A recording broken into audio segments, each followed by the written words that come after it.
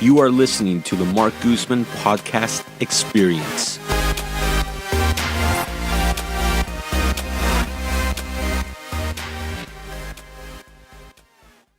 Before we get started, just a reminder that you can find all of my available rental properties on my website at marcguzman.com. If you own investment property, click on the Owner Services section to see our complete list of services. Today's episode is sponsored by East Brother Beer. Located on Canal Boulevard in Point Richmond, East Brother Beer aims to provide the best beers brewed to create a classic style of beer with a touch of modern sensibility. Everybody loves a good laugh. Our guest today, Chris Riggins, who comes straight out of Emeryville, is a perfect choice to deliver you some laughs. For over 10 years now, Chris has toured using a style of dry observation and social commentary mixed with a dash of irreverent shock humor. Today on the podcast, we talk to him about his origins, his style, and what life for a comedian really is like. So thanks for coming out. No problem, man. I wasn't doing anything, just I was about to go lay down on the couch anyway, so this is better than that. It's productive. Yeah. I'm trying to do more podcasts. I was telling Sam over here I'm trying to get my podcast off the ground. Oh, nice. But I didn't realize, you have to have all this other stuff to go to. So Yeah. I had to inquire. I had to get the help of some friends to put together stuff. So they're working on getting the studio together. I was just telling my friend, just built a studio in her house. I was like, oh, yeah, you can use it. Yeah. So now it's a matter of getting. What kind of podcast are you trying to put together? Just, I don't know. I think we're just gonna have fun. I think we're just gonna talk about everything. You know, do comedy, political, social commentary, music. Because the guy that's gonna be hosting it with me is a DJ. So I want to really use his musical, genius to create maybe even a space where we can break artists. Yeah. But we have to get the listeners first. So yeah. Got to do that. That's my one thing that worries about podcasts is the listeners. How do you but that's what a lot of people are going toward. Is podcasts. Yeah. That's all I listen to now. I don't even listen to the radio. You know what? I was just saying that. I drove to L.A. back and forth last week, and I listened to Jesus Amaro and Hannibal Buress the whole way down. Yeah. And it's I can listen to this for an hour and a half, and before you know it, I'm almost there. Yeah, the podcast I'm stuck on right now is Theo Von's this past weekend. I haven't tried it. I need to check that one out. I've been listening to this Mafia podcast. Okay, I've heard about it. But now I'm realizing podcasts are like before, if you would ask me what kind of podcast, I'd have been like, what do you mean? But now I'm seeing there's the Mafia one is just some dudes reading. It's basically those History Channel shows. And then, you got Decent Mirror where they just basically talk to each other for an hour and a half about just random shit. And then, Hannibal does guest, and then he has his music thing. So, everybody has to have, a different thing because it is, the new thing. Everybody's going to it. Yeah. That's kind of why I'm recording an album, why I'm starting to record albums again, because I'm people are listening like that.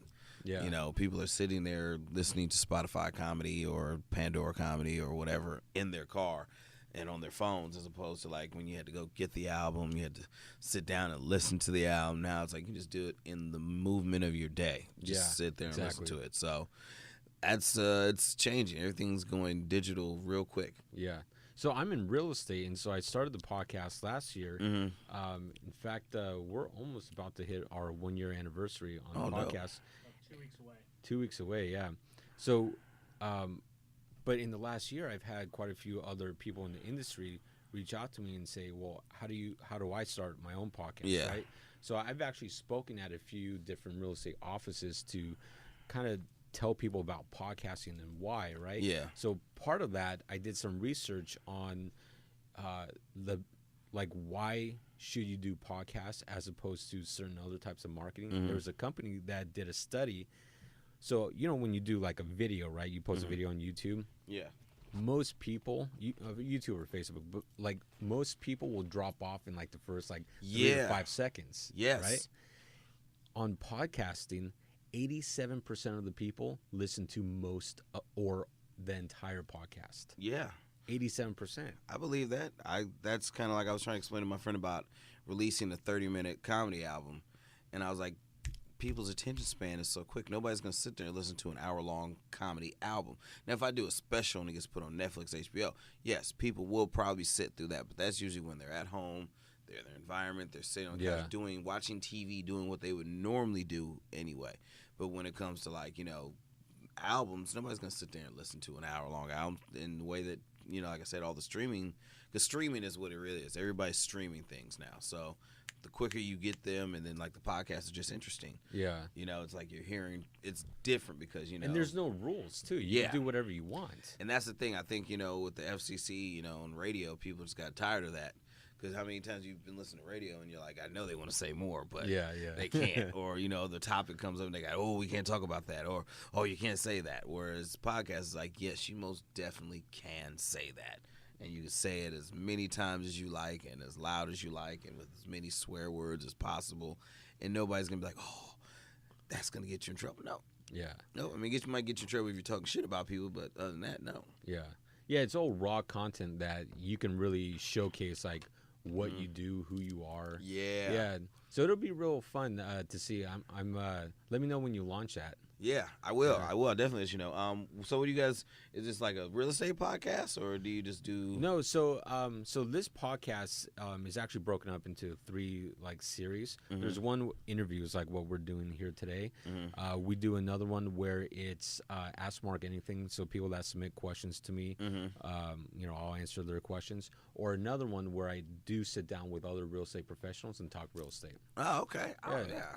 So it's a mix of everything. But like the interviews, what I really try to gear this for is interviewing people from the Bay Area and showcase why this is such a great place to live and all the different people. And yeah, it's been a lot of fun. We might not want to do that because all these people are moving here now and ruining it. Like, it's too cool now, guys. No, it sucks here. We're horrible. We're terrible people. I try to tell people that now we're moving there.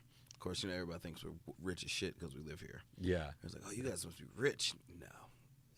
You know what's bumping up those numbers, though, are all the people moving in that are rich. Mm-hmm. They're bumping up all those numbers. Yeah. Well, I mean, it's like I was living in L.A., and in L.A., you're expecting to see very rich people.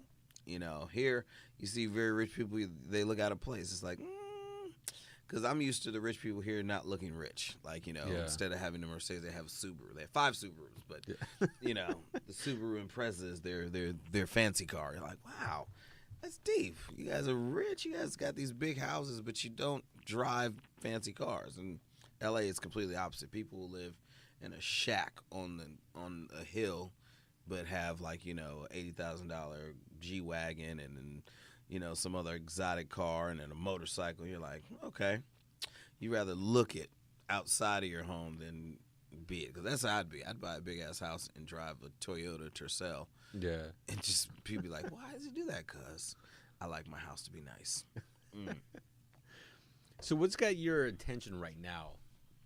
It could be a book. It could be a podcast. It could be movies, music. Right now, actually, I just went to the after party for Daveed Diggs' new movie, Blind Spotting. Okay. And he shot that in Oakland, and then Boots has his movie, Sorry to Bother You, both shot in Oakland. So I'm kind of like looking at, is this going to be like a gateway to flood the box office with Oakland material now? Because with them getting 2 movies, not being in L.A., but just being here and getting 2 movies done that are based in Oakland is like something I really want to, explore more and see if I can finally start working my scripts around Oakland. Yeah. As opposed to having to go to L.A. and mingle with them. Like, right here, I can do it all right here. That's dope. Like, that's kind of caught my eye, like how that's happening. That's it's really amazing to see it because, like, last night the party was just like, it was a Hollywood party in Oakland. And you could just tell because, the DJ's playing like all Oakland hip hop and, Daveed's from Oakland, so him and his friends are like, we're Oakland. They really turned up. And it's just these bunch of white people from Hollywood are just like, and we're just like gold teeth everywhere and people drinking Hennessy. It was amazing. It reminded me of old Oakland for like 5 seconds. So for comedy, though, I mean, do you feel comedy is easier like in LA or San Francisco Bay Area? I think it's easier here. I think it's easier in the Bay Area. LA is like, it's Hollywood, the industry. You know, like there's the entertainment industry, and then there's the entertainment. So Here is it like more traditional, old school? it's Does it feel still that way? the machine is still down there. Like, you know, the thing that's making the Bay Area so great is we kind of birthed technology. You know, all the technological things that people using to get their entertainment. They're like, you know, Pandora's in Oakland, YouTube, Netflix, all these things. I mean, Lyft and Uber, all these things were started here in the Bay Area. And we've always kind of been on that forefront of the hustle. Like the Bay Area's always been about the hustle. You know, Yeah. if you look at any Bay Area artists that have really ever made an impact in the industry, they never really had to leave the Bay Area. They made their impact here, and then people came and searched. I mean, Richard Pryor used to come here for creative spells. You know what I mean? So it's like doing comedy here in the Bay Area is definitely a lot more fun. It's a lot easier. LA, people are trying to get into the machine. So you end up getting a lot of carbon copy people. You know, you get like a lot of error people where it's like, you look like the same as that guy. You guys are dressed the same. You guys have the same material. You guys are not trying to be funny as you're trying to be actors, which is fine. You know, that's the industry down there. But everybody's trying to, you know, get into the industry there, whereas here people are working on their craft. Mm-hmm. So here you get the people that are really, you know, hungry for it and are really trying to get their money out there and or not their money, but get their art out there. Whereas LA, people are going for the bag. People want the money. You want to be on TV. You want to be in movies. You walk around with your headshots. You know, people are, I'm not going to say fake, they're professional. Meaning they're never going to say anything that could come back to bite them in the ass later should the person they're saying about it ever do something big in the industry. You don't want to piss them off. Like you said, it's a machine, right? So you got to play the game. You got to play the game. Whereas it's like you can't break the machine. It's weird. It's like you feel like I guess the same numbers you can break them. You have to break the machine from the inside. But the way Hollywood is set up, you can't really break that machine from the inside because there's gatekeepers there. There's still, like, I mean, if you just drive by the movie studios, they got these big gates. There's better security at the movie studios than there are at banks in L.A. You know, like, I could rob banks in L.A. easier than I could run into a movie studio and do something because, like, they have security check after check. So it's like, and I take that as a metaphor for the gatekeeping it takes to get in there. But up here, you can create your own.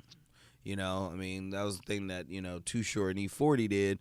They're selling 100,000, 200,000 units of their own music out of their trunk in local stores and all that stuff. And the record label's like, wow. Well, you know how many rap artists will want to hang out with, like, E40 just to get the lingo? Yeah. I mean, people pay him just to meet up with him and then learn the new lingo, what he comes up with, and then they take it back and you hear it in well, music. that's L.A. L.A. is kind of like that. L.A. is kind of like people want to hang out with you to take pictures so everybody else thinks that you're really hanging out with this person. The Bay Area is like you want to work and grind to that point where you are hanging out with them because you're on the same level.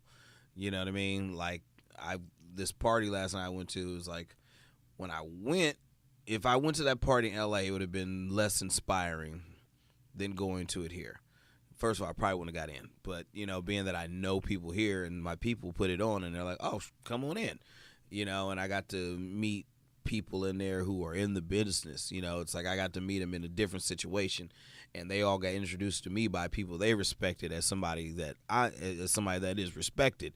And so it's different than being in LA and just walking up to people like, hey, I'm such and such. How you doing? And then trying to strike up a conversation. Mm-hmm. Whereas here, when you're introduced by somebody they respect, and they're saying, this is somebody I respect, then the conversation is completely different. Then it's, well, what do you do? How can I see your show? When can I, here's my number. Let's talk. Let's have lunch. Instead of LA, it's like, all right, well, nice meeting you, and keep moving. So it seems like up here it's more collaborative, whereas down there it's more like you're only important if you're a somebody.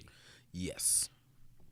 And it's in who you know. If you know important people, you're like the second tier. Like if you're an important person, you're here. But if you know somebody important, you're right here. And other than that, everybody's beneath that. And your level of acquaintance with that person. Like I know somebody and I saw them in LA, and everybody knows this person, and the person they saw me with knew me and was talking to me, and we were talking about our families and stuff. So people then saw, oh, you really know him. And then, attitude softened. People started inviting you to do stuff. Oh, you should come to my show. It's like I sent you an email to do your show like 3 times and you never responded. But okay. And that's the thing with LA. I can't be like, nah, I'm good. I don't, it's like, okay, all right, I'll come. And you're just like, fake, but you go because it's the machine in the industry. How the industry works is you have to play the game, and if you're in their house. If you're in LA and you're in their house, yes, you play their game. But here, not in their house, and I can play my own game and make them look at my game like, wow, that's different. Wow, because the thing is, they want to see if they can make money off of you. Mm-hmm. That's the bottom line. It's all money. So if they can make money off of you, you can make your own rules anywhere else, and then they'll let your rules become the rules. Yeah, I feel like that's the way the music industry was for like the longest time. Mm-hmm. But look at what's happening now. Yeah, is so many new artists, musicians are just coming out off of the internet because they're just posting to SoundCloud, or they create their own music and connect it to Spotify. Internet killed the music industry. I wouldn't say killed. I mean, it's still around. So do you think that's going to also happen in like your industry? Oh, it's already happening. I mean, it's a different. With comedy, is different because you have different comedians that have different goals.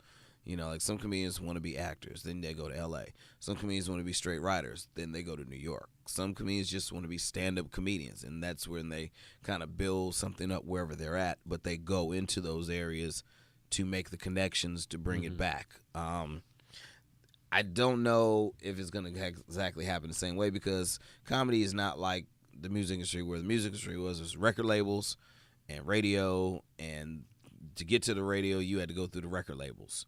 I mean, the radio might play their local artists, but still, if you want to get on a national, you got to go through the record label. And the record labels controlled it. Like, you make us a demo, you send it to us, we see if we like it. Or you make a buzz for yourself, and we'll see if we like it. Now instead of just having a local buzz, like, before the internet really took off, I went to L.A. with a singing group who was really, really good. Really good production. They had, really good songs. And they went to a record label, and the guy said, so are you guys getting played on the radio at home? What's your buzz at home? And they're like, well, some people know us. And he's like, no, everybody needs to know you back home. They didn't have that, and the record label was like, well, we like your music, but we need you to come with more than just good music. We need you to come with a following we can build. Whereas the internet now, the world is smaller now. Yeah. You can have fans on the other side of the planet just by putting your stuff on the internet and getting it shared by people. There's even like an algorithm to like, Instagram and Twitter. Like if those little hashtags that people take for granted, those help you get your stuff out there to more people. Yeah. You just put a hashtag that's like got, 1 million people have used this hashtag. You put that hashtag in. Now if people are searching that hashtag, your stuff's going to come up in that hashtag. Like I got just posting stuff about my dog, and I put, fur babies. And that hashtag alone is used by millions of people who have pets across the world. And so some people just go on Instagram to look at doggy pictures. So they hit that, and then your doggy picture comes up. Then 5 people follow you because they want to see your dog more. And then you hit them with like, oh, you do comedy too? Oh, here's a clip. Oh, I'm a fan of yours now. Now when I put album out, I can count on a cell, say in New Zealand, because it's out there. Or like, in music, you put a good song out and you get the right people sharing it. And the next it's picking up steam. You don't need the record label anymore. Now they come to you saying, hey, we notice you're like, I didn't trip on this, but yeah, Twitter spins getting your stuff mentioned on Twitter can get you a record deal now.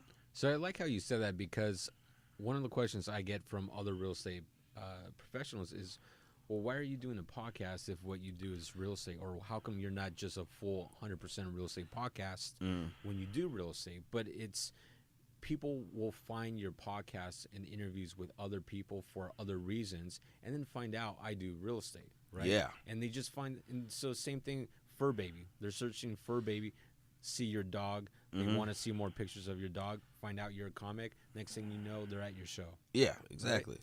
And it's, I guess, it's definitely good. The same thing with real estate. Like, the way the market is in California, like I'm pretty sure I have to become really rich and famous to afford to buy a house in California at this moment.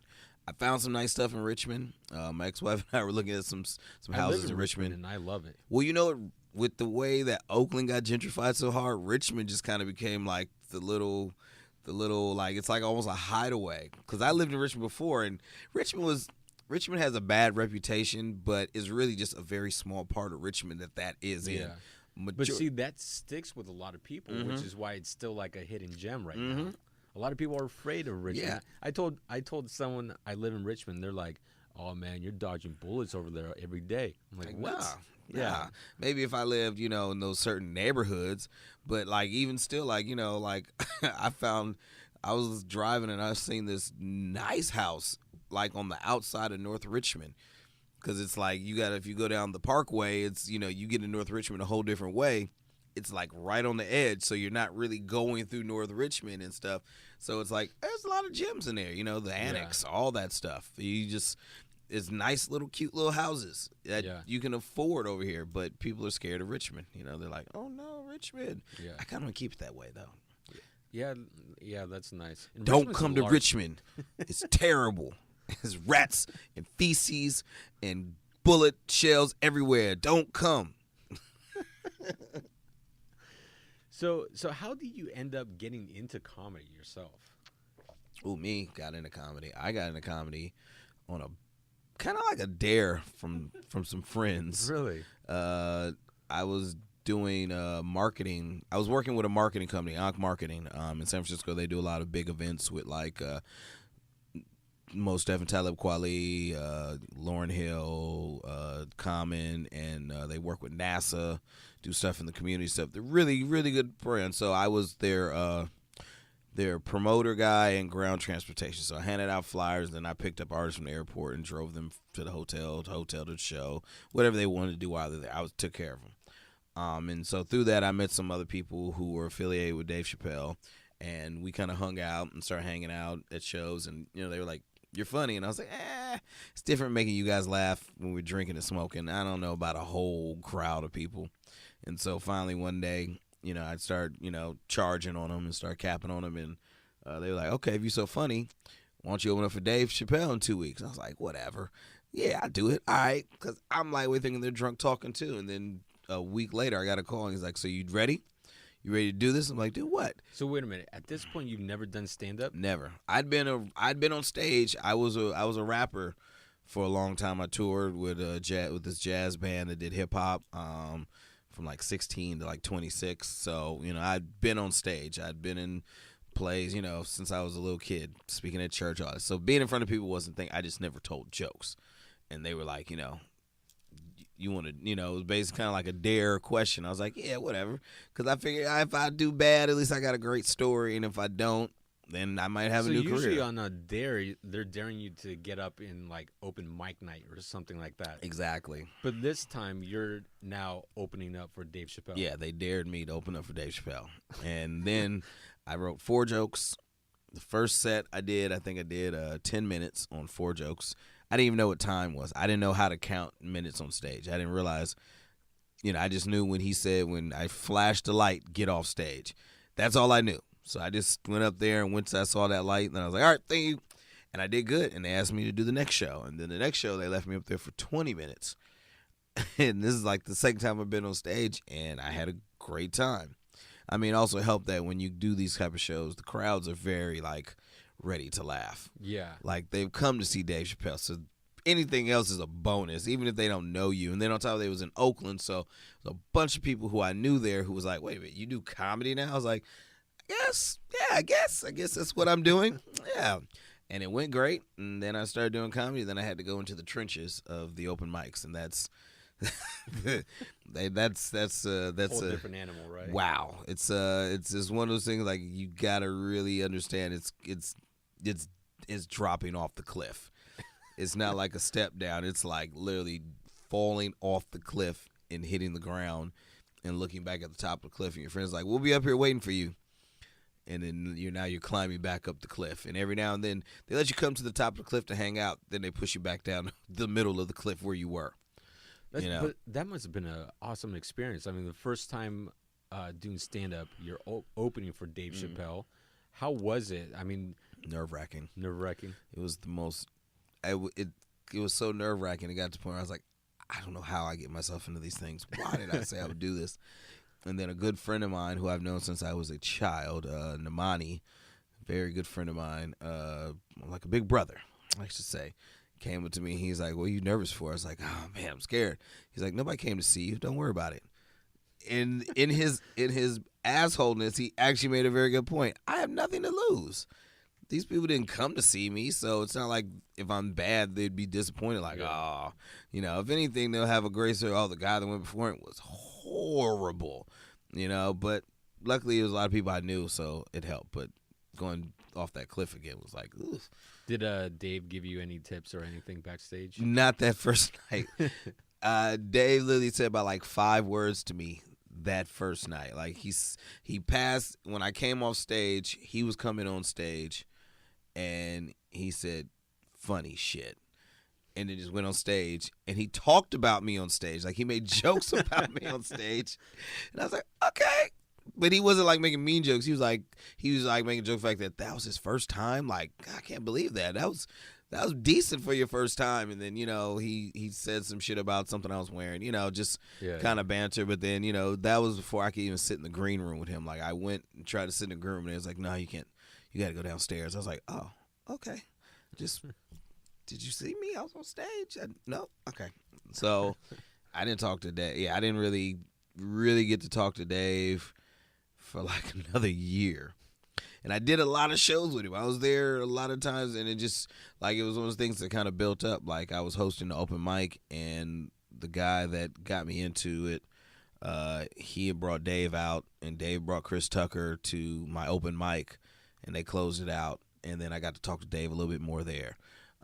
It was a slow build, and then now it's to the point where we're chill. Yeah. I can talk to, I can just, have conversations with him. He's an interesting comic too, because I saw him one time at Punchline in SF, and it was interesting. I mean, it was I think 9:45, 10 o'clock show, the later one, and then we didn't get in until like 11. Yep. And then he went on until 5 in the morning. Yes, I was crazy. At that show, I think. Yeah, I think I was at that show. Oh, really? Yeah, I might have hosted that show. Yeah. Actually, no, that might not have been with show host. It might have been before I started hosting shows with him. But yeah, this was probably 6 or 7 years ago. It was a while back. Yeah, I guarantee I was probably there. I don't know if I can't remember. I do remember he's done long sets. Yeah. And it's one of those things like you don't want to leave. You're like, I gotta go to work, but this is Dave Chapelle telling jokes for 5 hours, 6 hours. What am I gonna do? Am I gonna just leave? You might say something that be the greatest thing ever said, and then I'll have left and missed it. It's a FOMO thing. Like, your fear of missing out on what he might say. So he's got a very interesting style to him, but what would your style of comedy be? I know people always ask me this. I don't think there's a wrong answer, but I never have an answer that I'm satisfied with. I don't know. I guess I try to just say funny, because my comedy kind of varies on my attitude and my mood. Like if I'm tired, you'll get a slow, more mundane set. It's still funny, but it's just I'm not putting out all the energy. If I'm really excited, then I'm like all over the stage and really into it. It's just depending also the crowd. Sometimes you go do a show and it's like 20 people in the crowd. Yeah, it's a Wednesday night. These guys aren't really trying to turn up. Let me just give them some jokes, give them some chuckles. I sit on the stool. We'll laugh a bit, I'll make some observations. I'm not going to ask you too much. I'm not going to ask you guys to give it up and keep clapping. Just sit back and we'll just have a good time. And if it's a Friday night crowd and they're juiced, then I come up and hit them with the, hey, we all get pumped and it's a great time. So, yeah, it's like just reading the crowd. So, I don't know. I guess I just say funny is my style. I don't know. Funny is my style. Is it? Sam, that should be a T-shirt. Funny is my style. It's got to be a T-shirt. But I'm not funny style. Like, I don't know. I don't know. I never know what to say to that question, because I don't want to say it's a certain style and then someone be like, no, that's not really your style. Or I changed my style in 2 years because I'm a different person. You know, I think every comedian style really reflects who they are as a person.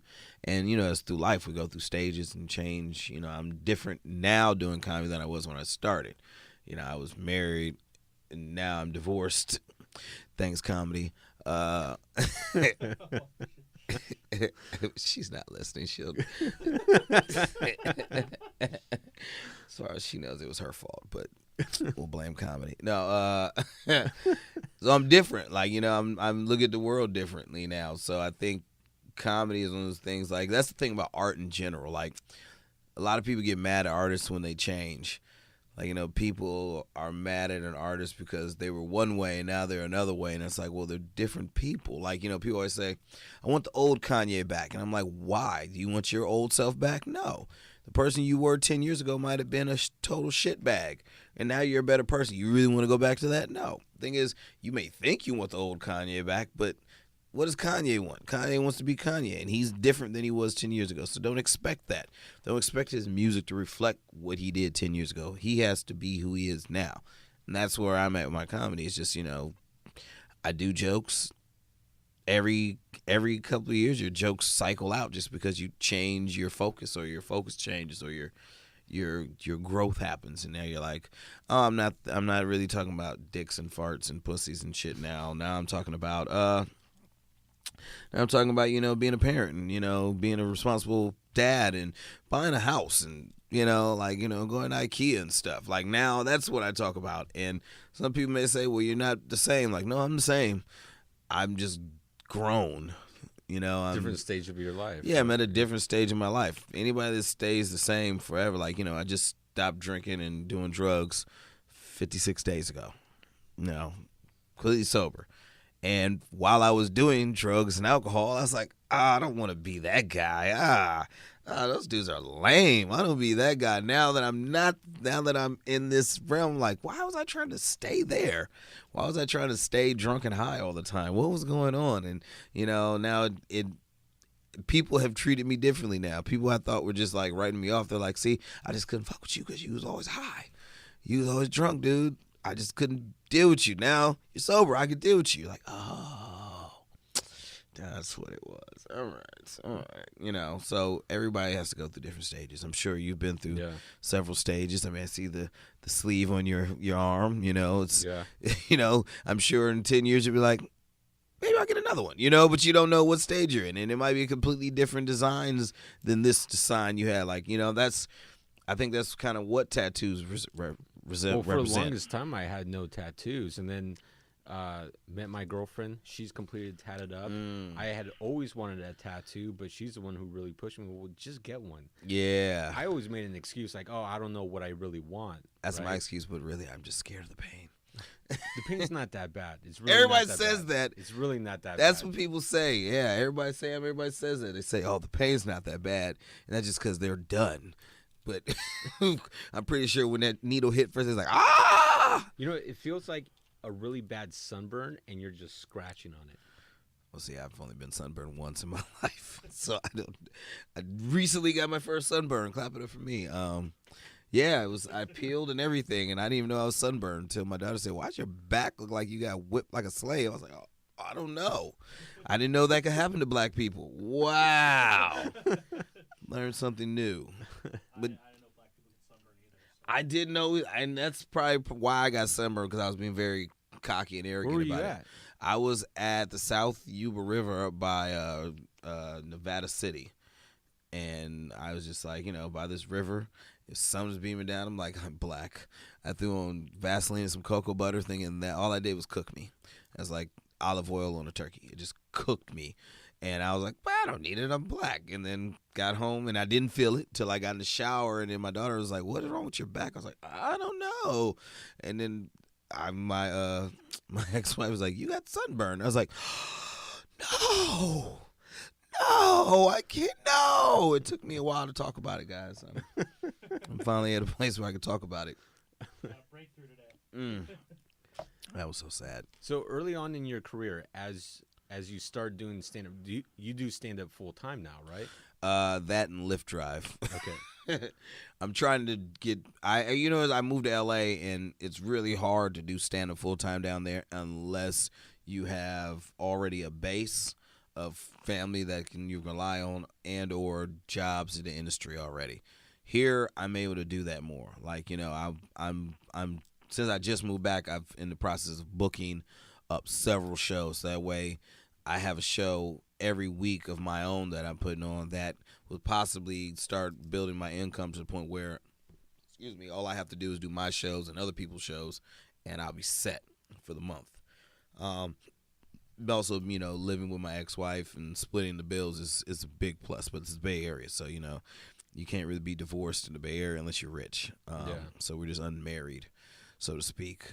We still do a lot of stuff. But, yeah, it's I want to get to that point where I can just rely on comedy in the next 3 months. That's the time frame I'm giving myself. Yeah.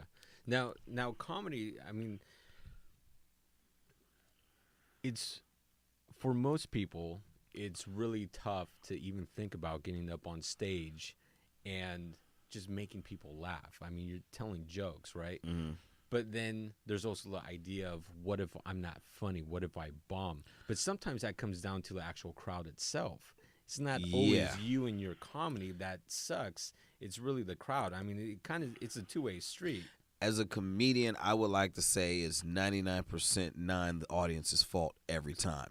But as a realist, I have to say this is probably 99.9% my fault every time because, I don't like to get into the game of blaming crowds when I have a bad set. Because sometimes I just didn't put the effort in or I didn't take it seriously enough. I didn't think this crowd was going to really – I thought the crowd would be easy, and they were like, no, we're not giving you easy laughs tonight, which is kind of like you can't be mad at them. I mean, they paid money to see a show, so they kind of want to be entertained, and if you're half-assing it a little bit on stage, they might not be completely entertained. But then there's also those factors of, you're doing an all-Republican crowd and you got anti-Trump jokes for days. Yeah. Now there's some comedians who will go up there and do that, and it just is a disaster because they get mad at the crowd for not agreeing with them. And then you get comedians like myself who will go up there and just do it to antagonize the crowd at this point. Like, oh, yeah, I don't care about your feelings. And then what happens is a lot of times in that situation is they don't care about your feelings either. So you guys have this mutual connection of like, well, shit, we don't care about each other. Let's have fun, and they laugh. You can laugh at it. It's all about how you use it. But yeah, there's material, all kinds of factors that go into quote unquote bombing. I mean, every comic bombs, but I believe, now when you've bombed, I don't bomb. No, I'm just kidding. Just kidding.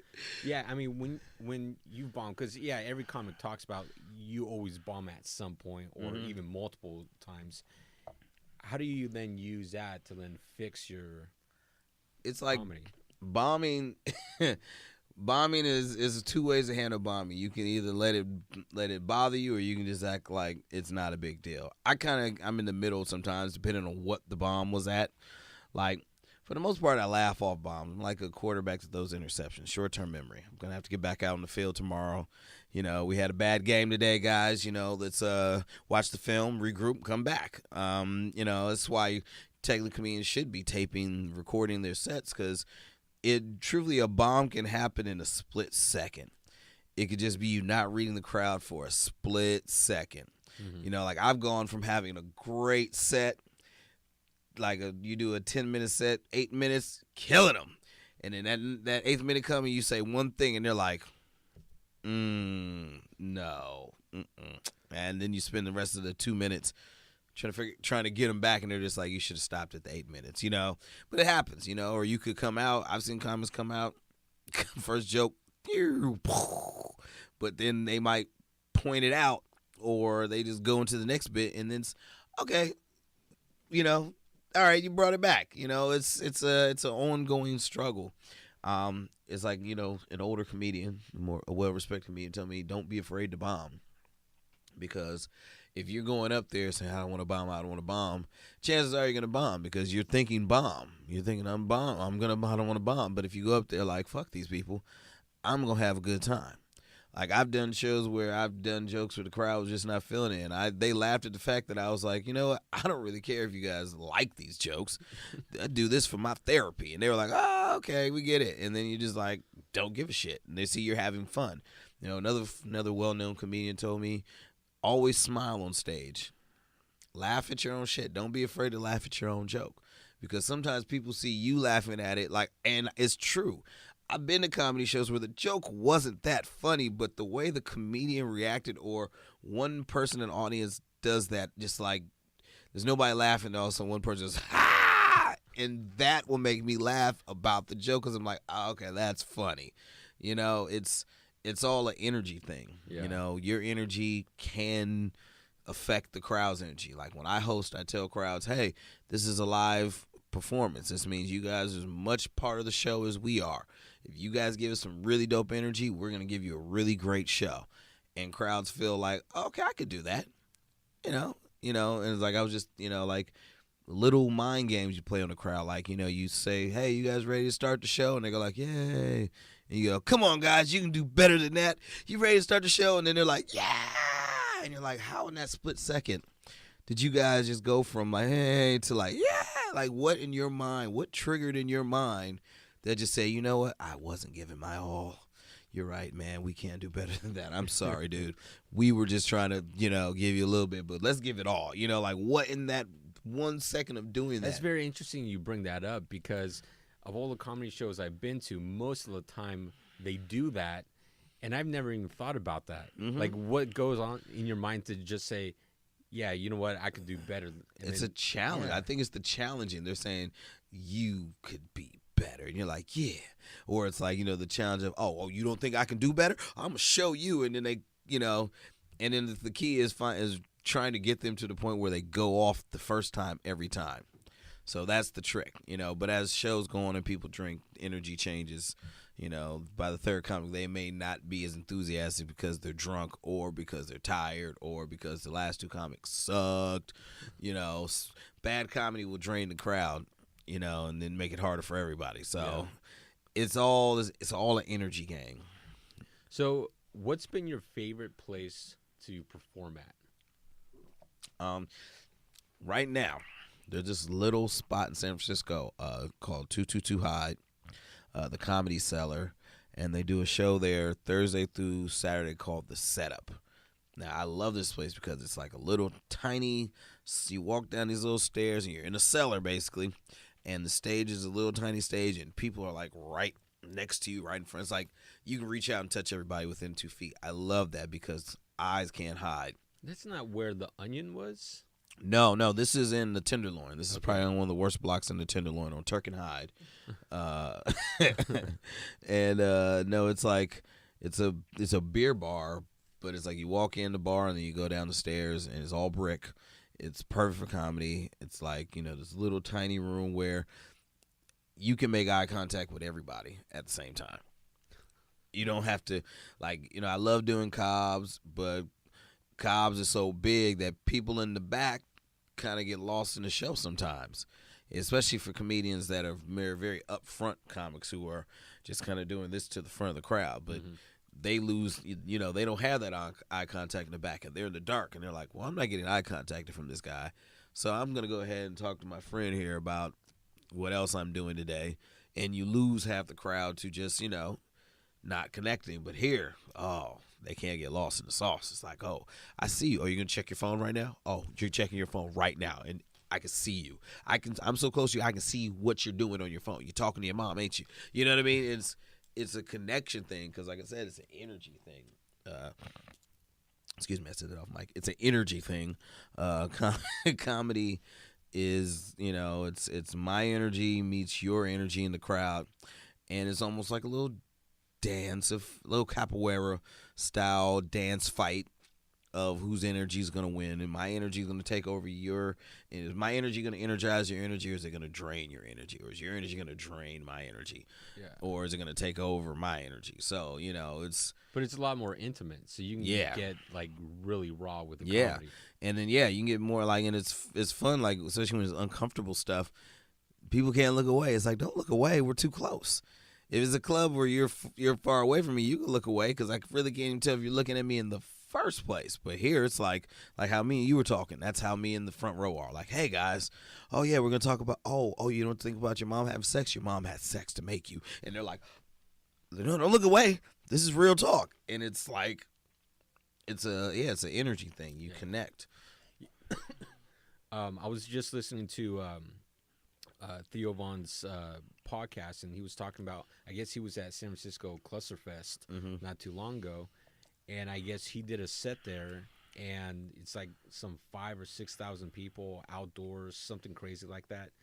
And I guess they told him, just realize that you're not going to hear any laughs from the crowd because it's outdoors, so much is going on, and so many people, you're literally not going to hear any laughs. Yeah. And he said it was so awkward and so weird because you're telling these jokes, and he says he got off stage and there was no one back there, so he says he saw commercial places up for lease after his set. But yeah, I mean, if it's too many people, too big of an area, I mean, it becomes really tough to get that crowd feedback, because I see a lot of comics that really get that crowd feedback. Like Cobb's, I don't know if they still do the Wednesday night, they have like 15 comics go up for like 3 hours. Yeah, they do it every night. Actually, I'm hosting one of those Wednesday, July 18th at Cobb's, 8 p.m. I'm hosting we call them marathons. I don't know what they call them, but no, it's definitely true. Like being outside, because that's the thing. Comedy, we're like one of the few art forms that you get your Yelp review every 20 seconds. Every punchline, you get your review. You know, you get your critique of how you're doing every 20 seconds. Every time you hit it with a punchline, you get immediate response. Either you get laughter, you get boos, you get silence, you get whatever you get. That's your gauge of what you're doing and how you're doing. And it becomes a part of your psyche, and you rely on it. Like, you know, timing. Like a lot of times when you're writing jokes and you're practicing a set or you're playing out a set, you're timing in laughter. Like if I have 10 minutes and I know this joke just sends the crowd into a raucous laughter, I have to count that into my time, because if I start too late in the laughter, then I'm not going to be able to finish the next joke, because they're going to say, end of your set, you got to get off. And they're like, oh, I didn't get to the end because I took too long there letting the crowd laugh. You know, so you got to speak over their laughter to settle them down, you know, that type of stuff. So when you don't hear it, you're like, am I doing good? Am I doing good? You know, I can't tell. Now, on the flip side, I mean, you said, like, if you say a joke and the crowd just starts laughing hysterically, I would imagine that's got to be an incredible high on your end. Oh. Just, right? Your dick will get hard. That's how. It is sometimes a better feeling than sex. Literally, to have a bunch of people you don't know laughing hysterically at your thoughts. It's like being not using drugs and alcohol anymore. I really feel it now, because it's like, you know, I've gone up kind of tired because, you know, I don't have my usual uppers and stimulants to help me be at a higher level.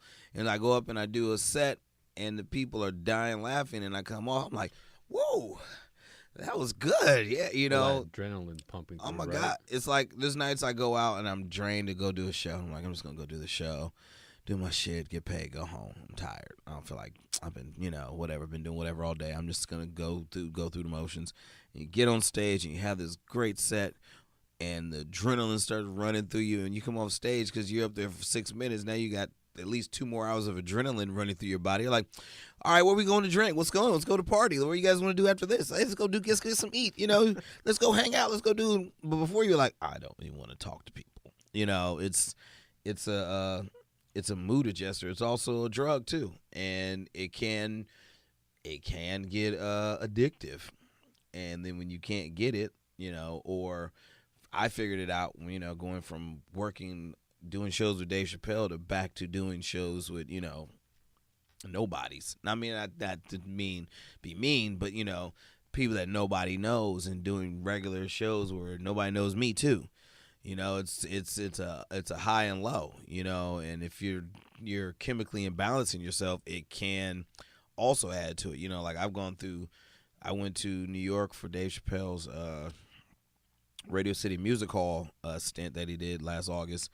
And for 2 days, I'm VIP with all these superstars and these people. And Dave Chappelle's my friend, and he's introduced me, you know, to people that I've only seen through my TV screen. And these people are sitting there talking. I'm sitting there drinking, smoking weed with Little John, and you know, he's just like a regular dude. And we're just chopping up about kids. Like, yeah, man, I hate when my kids. Like, yeah, I hate when my kids do that too, Little John. You know. And then Don Cheadle and me are joking about body odor, and it's this high.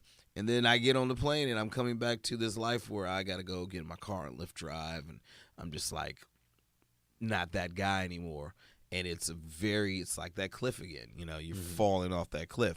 And I admit, being that I'm not using drugs and alcohol now, I can handle the cliff a lot better. I can glide off the cliff instead of just falling off of it and hitting the ground, which is, dangerous because, it becomes addictive.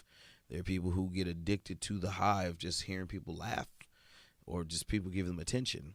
That I didn't believe until I started doing this. There are guys that do comedy just to have sex with people. And I'm like, what? But then they do it. And then when, they're not in a position to do that anymore, they get hurt. I've seen a few comics get up on stage, and the very first thing they say is that, look, I'm just up here to get laid. Women, I'll be over here after the show. Just come hit me up. And usually that's the one that's not getting laid. Yeah. He's like, well, maybe if I advertise, maybe that the just doing the comedy isn't working. Maybe I got to let them know, hey, guys, I'm here for that. And, it's whatever you do it for becomes your addiction or your high. So who's on your radar right now as far as great comics doing really good, big things? Ooh, so many. My man Michael Che, of course. Head writer of Saturday Night Live, and he's on tour right now with Cypher Sounds. Cypher Sounds is another guy. He's a DJ from New York that I listened to's mixtapes back in the day, and now he's a comedian. He hosts Laugh Mob's Laugh Tracks on True TV. Oh, who's calling? Oh, people. And then Sam J. She just dropped an album. What's it? Dorothy's Daughter, I believe it is. I can't remember the time, but it's Sam J. She's also another writer on Saturday Night Live right now. Who I really like is Jordan Rock.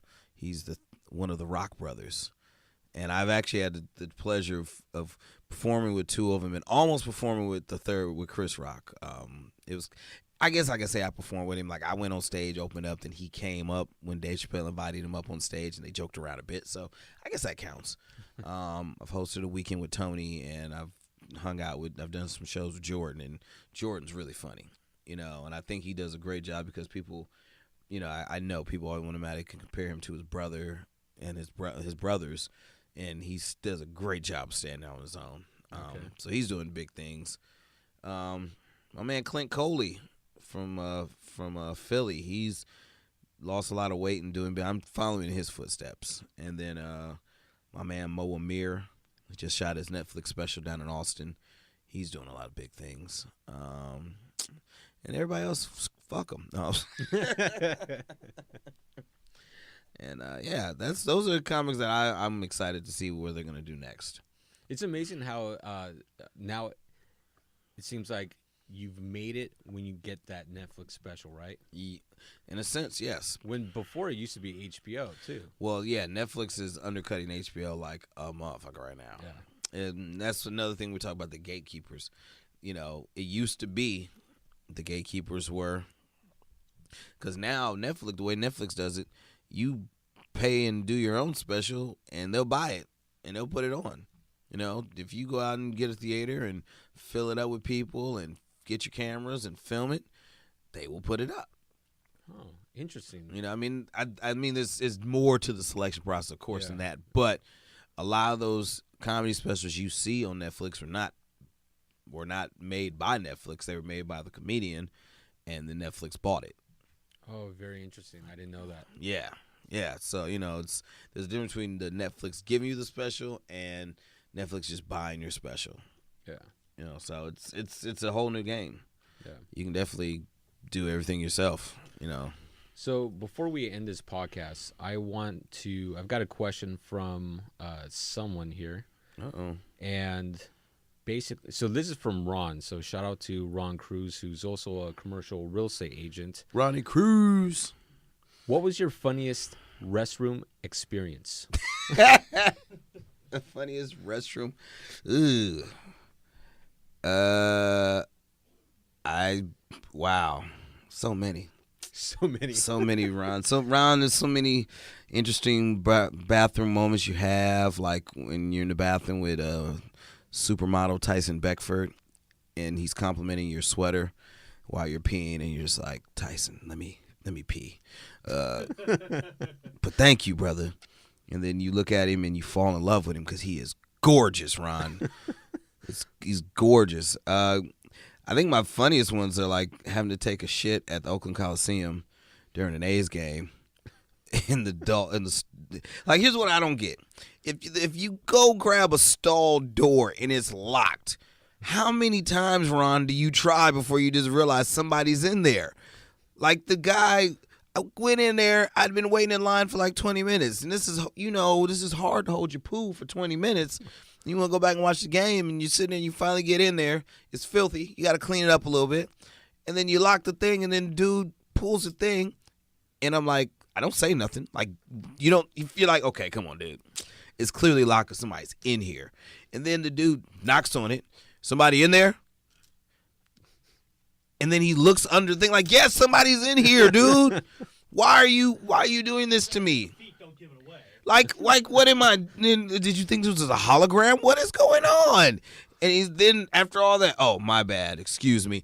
No, this is not over. When I get out the stall, we're going to have more conversation. And I'm just like asking, what made you think that somebody wasn't in there? You see all these people in line to use these 4 stalls. So you just think everybody just standing there with an empty stall just to piss you the fuck off? Like, that's not even the funniest one. I don't know, Ron. That's a hard question. I feel like baseball stadium bathrooms are like the worst. Oh, they're terrible. Any sporting arena bathrooms are like the worst place on earth. Like the trough, terrible idea. It's just horrible. Like, I'm sorry. Like, it's just terrible because it's like The circle one. you gotta look. Oh my God! It's like That's the worst. you gotta look up. Like you're looking up, everybody's looking up. Like, oh, they don't have nothing up interesting to look at. Like, have TVs above the urinal so I can look at that. And then there's always, In the game too. yeah. And then there's always that guy that, like, there's room, but he has to be touching you. He has to squeeze in between you and your friend who have created enough space for each other to pee next to each other, but not enough space for someone necessary to get in there, and then they do it. And then you got to deal with little kids. Little kids are the fucking worst because little boys come in, they drop their whole pants and underwear to pee. So now you're standing next to a half-naked child with your dick out, and now your eyes like is right. And I'm thinking, oh my God. And then there's always the size guys. There's the guys that's gonna be looking down to see who's working with what. I always looking up and down. And I'm like, dude, everybody's dick is flaccid. If anybody's dick is hard right now, we've got bigger problems. The challenge I always wanted to give people is stand at one of the ends of the troughs. So Yeah. you're looking down, straight down Oh my the God. trough and stand there and do your business there. Like I always pick the corner. Like, because at Oakland Coliseum, they have like the little divider between the two troughs. So I just try to get there so I could tilt myself to the wall, to the little corner. Because then also there's a lot of blowback. There's a lot of pee hitting that thing and flying back up, and I don't just be covered in another man's pee. And especially since at my height, I'm 5'4", if some dude that's like 6'5" comes and pees, his dick is already at my shoulder. So when it's going down, it's splashing back on me, and ew, no, I'm not into that. I'm into a lot of dirty things, but not getting peed on the residual pee off the wall. This is terrible, Ron. Why would you ask a crazy question like that, Ron? What does Ron do? What is he? He's a commercial agent. Commercial. Oh, so you Commercial sell. real estate agent. So he does like office space, multifamily. Oh, so you're selling all the dispensary spots. I see, Ron. Yeah, that's like the big thing now here in the Bay Area, right? Yeah. Dispensaries. I A lot don't of know. money into it. I don't like buying weed in a store. I still don't like it. I don't like being commercialized. Being on camera buying weed has always been a bad thing in my life. I grew up in a time where if you were on camera buying weed, you were going to jail. Now, if people are openly walking into a place, showing themselves to a camera, walking in, purchasing drugs, it just walking. No, I don't want the government to know me like that. I don't like that. I don't like that at all. I'm a rebel. I'm still smoking weed out the streets. I got a lot of friends who rely on my business. I mean, you think about it. Your friend who you used to buy weed from, he was technically a dispensary. Just he was at his mom's house. You know, same thing. So, what upcoming shows do you have? Oh, I got a bunch of them. When is this coming out? So I know. Tuesday, this upcoming Tuesday. This coming Tuesday. What day is that? That is. So that's the 17th. The 17th. Yeah. All right. Well, if you listen to this, before the evening time on the 17th, I will be at the Layover in Oakland at a comedy show called Tokens. And then on the 18th and 19th, I'll be at Cobb's. When the 18th is a regular showcase. The 19th is a special showcase by my man Stroy Moy called Tendervention. So if you are out there tendering and getting the ladies and the guys, bring your Tinder date through to that. We're going to talk about that. Oh, what else am I doing? The 21st, I have 2 shows. I'll be at the, what's it called? The Smoked Out Summer Barbecue. That's going to be a lot of comedy and hip-hop. There's going to be Immortal Technique is headlining. I know Merce is going to be there. Where's that? Where's that? That's going to be in Oakland at the Oakland Metro Opera House. A lot of words. That's on the 21st. That starts at 1 p.m. Then on the 21st that night, I will be at Sets on the Roof in San Francisco, where we do comedy on a rooftop with the sunset as a backdrop, or, you know, crackheads peeing. I don't know whichever roof we're on. 22nd, I'll be in Sacramento. In Rancho Cordova. Let me get that correct. It's not Sac. It's Rancho Cordova. For Bay Area people, that's Sac. Yes, exactly. For Bay Area people, it's Sac. For you Sac people, Rancho Cordova. At Monty's Lounge. And I'll give you my last one, which is, this is the most important one, ladies and gentlemen. July 25th, which is a Wednesday, at 8 p.m., I'm starting a new show in San Francisco at a venue called Royale. It's 800 Post Street, and that is going to be called Royalty Check. And it's going to be comedy and music. So I'm going to have 2 comedians along with myself and a musical act who will be performing a couple of tunes, you know, for the people sitting down, the real smooth cats and all that. It's like I'm trying to do a laid-back, mellow type thing. She's incredible singer. Rashida Chase is going to be there, but I'm going to be doing that on July 25th. And if you guys come out, we can do that every month. And I don't know. I hope you guys come out. And if you're real estate people, please come out. There's a lot of great property in San Francisco. If you'd like to donate money to help me get my album made, you can PayPal me at Chris Riggins. You know. Yeah, I mean, I can definitely see how comedy and music really influences you a lot. Oh, yeah. Yeah. So I'm really excited for your podcast. Oh, yes. So you got to get that going. Yes, that's it's a podcast going to be called Ooh, They Mad. Like, ooh, they mad. Because my co-host, DJ Sake One from San Francisco, and my homegirl, Paris from San Francisco, we kind of piss people off a lot online. So one of our things is people get mad, be like, ooh, they mad. Like, it is kind of like we don't care, but we enjoy the anger. So we're going to be starting our podcast pretty soon. We're just, taking our time because we want to make sure it's right for the people. We don't just want to put out anything. We don't want to have, like just a bunch of jumbled talk. We're gonna have real deal subjects and a lot of goofy shit too. Yeah. Well, send me the link when you get that started, and I'll share it with. I'm gonna send you all that. I'm gonna send you. I'm also gonna send you a copy of the album once I edit it. This coming week or so, whenever I get paid. Sweet. Yeah, it's called Hometown Hero. I just recorded it last Sunday at Milk Bar in San Francisco, so I'm excited. I'm like clean of drugs, and I got a lot of energy now. So I'm gonna make it happen, guys. Ron, stay out them bathrooms. So congrats on everything you're doing right now. Thank you. Looking forward, and good luck with everything that you've got coming. Thank up. you. And Thank thanks you. for being on the podcast. Thanks for having me, guys. I had a good time. This is Office Room Podcast. You guys check this out. Thanks. All right. Thank you so much for listening to the podcast. Thank you to our producer, Sam Lemon. Please subscribe, like, comment, and share the podcast. Remember, you can listen to the podcast on iTunes, Podbean, iHeartRadio, Google Play, SoundCloud, and anywhere else you listen to podcasts. For more information on my business as a property manager and real estate team, go visit my website at marcguzman.com. I really want to thank all of you for listening.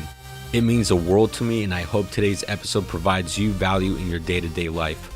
I created this podcast to help showcase the many great people that live in this world and help share some knowledge that I've learned along the way in life.